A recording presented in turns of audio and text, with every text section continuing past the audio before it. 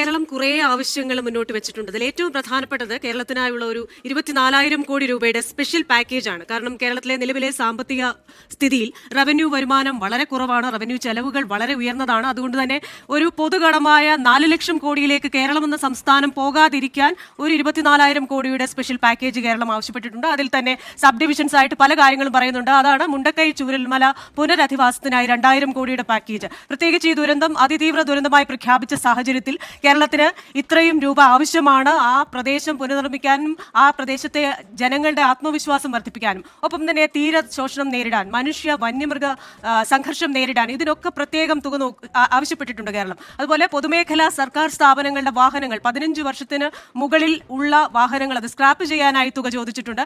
അങ്ങനെ ബഹുമുഖ പദ്ധതികൾക്കായി കേരളം പാക്കേജ് ആവശ്യപ്പെട്ടിട്ടുണ്ട്. ഇത് പ്രഖ്യാപിക്കുമോ എന്ന് നമ്മൾ നോക്കിക്കാണേണ്ടിയിരിക്കുന്നു. ഒപ്പം തന്നെ കേരളം ആവശ്യപ്പെട്ടിട്ടുള്ള സിൽവർ ലൈൻ അടക്കമുള്ള റെയിൽ പദ്ധതികൾ അത് ഏത് രീതിയിലാണ് പരിഗണിക്കപ്പെടുക? കേരളം ടൂറിസം സാധ്യത ഏറെയുള്ള ഒരു സംസ്ഥാനമാണ്. അതുകൊണ്ട് തന്നെ കേരളത്തിന്റെ ടൂറിസം മേഖലയ്ക്കായി എന്താണ് ധനമന്ത്രി മാറ്റിവെക്കുക?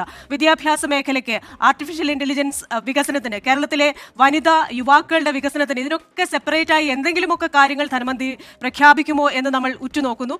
ഒപ്പം തന്നെ നമ്മുടെ വർഷങ്ങളായിട്ടുള്ള കാത്തിരിപ്പാണ് എയിംസ്. കോഴിക്കോട്ടെ കിനാരൂരിൽ സ്ഥലമേറ്റെടുപ്പൊക്കെ പൂർത്തിയാക്കി ഇങ്ങനെ നമ്മൾ കാത്തിരിക്കുകയാണ്.